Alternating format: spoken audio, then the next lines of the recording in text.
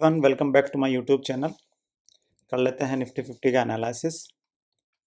जिन लोगों ने मेरा लास्ट वीडियो देखा हो, मैंने पूछा था उसमें कमेंट क्वेश्चन किया था कि ये एक निफ्टी ने एक पैटर्न बनाया है, क्या इस पैटर्न का नाम है, मुझे कमेंट कीजिए। ट्रेडिंग कर रहे हैं और इस चीज़ को देख भी रहे हैं तो आपको देखो फ्री में वो चीज़ें मिल रही है जो आप 1 लाख 1.5 लाख रुपए खर्च करके भी नहीं ढूंढ सकते। ठीक है, आप 1-1.5 लाख रुपए खर्च करोगे, आपको 4 इंडिकेटर सिखाकर 2 लाइनें बताकर और भेज देंगे घर। ठीक है, यही हो रहा है सब जगह। तो अगर आप फ्री में सीख रहे हैं, बिल्कुल आपको सारी चीज़ें अथेंटिक मिल रही है, फ्री में मिल रही है। ठीक है, तो आप उसको देखिए, एनालिसिस कीजिए। ठीक है, और उसी पैटर्न के ऊपर फिर ट्रेड कीजिए। ठीक है, और देखिए मार्केट क्या करता है। सही है, बस आपका जो भी ट्रेडिंग है ना, वो आपके रिस्क मैनेजमेंट के अंदर हो। ठीक है, आपके रिस्क मैनेजमेंट के अंदर हो। तो मैंने अपनी लास्ट वीडियो में क्लियर कट बोला था, लास्ट वीडियो में मैंने अपनी क्लियर कट बोला था कि अगर मार्केट 850 860 के आसपास आके निगेटिव कैंडल बनाता है तो मैं पुट की तरफ जाऊंगा, और एक अच्छा ट्रेड मुझे नज़र आ रहा है। और मार्केट ने एक बहुत अच्छा एक्स्ट्रा ऑर्डिनरी मूव दिया। ठीक है, ऑलमोस्ट 98 की पुट आई थिंक 220 के आसपास उसने जाके कहीं। तो मैं आपको पुट का चार्ट ही दिखा देता हूँ। ये 90 का हाई है, 98 के आसपास ये निकल रहा था। उसने हाई देखो इधर कितने का मारा, 228 का। ठीक है, 228 का हाई लगाया। तो आप अपनी एनालिसिस के हिसाब से, आप अपनी एनालिसिस के हिसाब से अगर ट्रेडिंग कर रहे हैं तो मैं कहता हूँ रिस्क मैनेजमेंट के अंदर में अगर कर रहे हैं, मैं कहता हूँ इससे बढ़िया कुछ नहीं है। ठीक है, इससे बढ़िया कुछ नहीं है। अगर रिस्क मैनेजमेंट के अंदर में नहीं कर रहे, ओवर ट्रेडिंग कर रहे हैं, तो इससे बुरा भी कुछ नहीं है। ठीक है, इससे बुरा भी कुछ नहीं है। और अगर आप किसी की कॉल पर ट्रेडिंग कर रहे हैं, टिप्स के ऊपर ट्रेडिंग कर रहे हैं, उससे बुरा तो कुछ भी नहीं है। ठीक है, आप सीखिए, चीज़ों को सीखिए, फ्री में देखो चीज़ें सिखा रहा हूँ, आप चीज़ों को सीखिए, इम्प्लीमेंट कीजिए।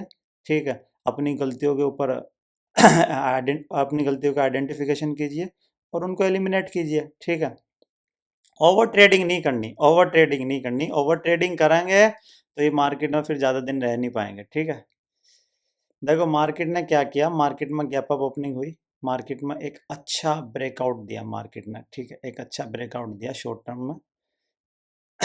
बहुत अच्छा, यहाँ से मेरे ख्याल से 30-35 पॉइंट बहुत अच्छे दिए थे मार्केट ने। ठीक है, इनमें से कुछ पॉइंट्स मैंने भी कैप्चर किए थे, लेकिन मैं निकल गया यहाँ। ये जो रेड कैंडल बननी स्टार्ट हुई, मैं यहीं कहीं निकल गया। ठीक है, और फिर उसके बाद में ये ग्रीन कैंडल बनी, रेड बनी, ग्रीन बनी, मुझे कोई मेरा व्यू नहीं था। क्यों?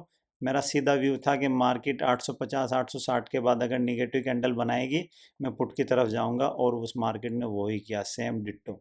ठीक है, देखो आप अगर आप एनालिसिस कर रहे हैं ना, 70% 80% आपकी एनालिसिस काम कर रही है आपके लिए, यार इनफ। आप अगर 20 पॉइंट का ऐसा ले रहे हैं और मार्केट आपको 20 पॉइंट का रिवार्ड दे रही है, क्या बुरा है बताओ मुझे, क्या बुरा है? और आपको ये रिवार्ड मिल रहा है 8 से 9 बार। एक बार आपका ऐसा हो रहा है, ऐसा हो रहा है, ऐसा ले लो। मार्केट इसके ऊपर निकलती, मैं ऐसा लेता, चुपचाप बैठ जाता। मैं ऐसा नहीं कि फिर कॉल में घुस जाता, नहीं, मैं चुपचाप बैठ जाता। क्यों? मार्केट मेरे व्यू के अकॉर्डिंग नहीं जा रही। ठीक है, मार्केट ने मेरे व्यू के अकॉर्डिंग एक अच्छा प्रॉफिट कहीं निकलने का मौका नहीं दिया, कहीं निकलने का मौका नहीं दिया। ठीक है, अब देखो कल के लिए क्या क्या पॉसिबिलिटीज हो सकती हैं।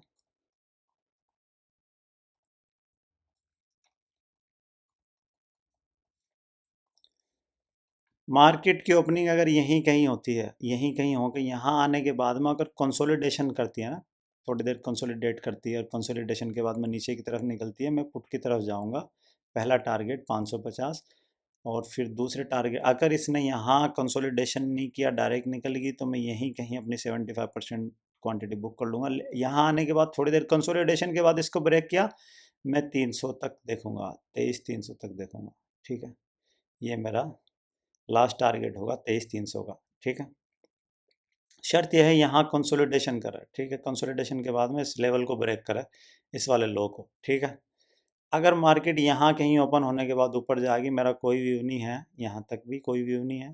कंसोलिडेशन के बाद में कोई अच्छा पैटर्न बनाया, ठीक है, कोई प्राइस एक्शन बनाने के बाद में कोई पैटर्न बनता है तो फिर देखूंगा, लेकिन मेरी क्वांटिटी 10% ही रहेगी, जो मैं डेली ट्राई करता हूँ उसका 10%। जैसे मैंने यहाँ आज ट्रेड लिया, यहाँ मैंने ट्रेड लिया, मुश्किल से मैं अपना जो क्वांटिटी मारता हूँ उसका 5% भी मैंने नहीं लिया था, ठीक है, उसका 5% ही मैंने नहीं लिया था, ठीक है। तो यहाँ कहीं अच्छा पैटर्न बनने के बाद ऊपर की तरफ निकलेगी, 10% क्वांटिटी लूँगा, ठीक है, और टारगेट यही रहेगा। दूसरा टारगेट 24,200, ठीक है। और ऊपर जितनी बार जाएगी मार्केट रेजिस्टेंस फेस करेगी, ये रेजिस्टेंस हो गया, ये हो गया, ये हो गया, 24,200 का हो गया, ठीक है। मार्केट अगर एक अच्छे गैप अप ओपन होती है, मार्केट क्या करती है, एक अच्छा गैप अप ओपन होती है 24,000 के आसपास, और पहली कैंडल कोई निगेटिव कैंडल बनाएगी, इसी कैंडल का हाई, और मैं सेल कर दूंगा, ठीक है। पहला टारगेट मेरा यहीं का होगा, कहीं का, ठीक है।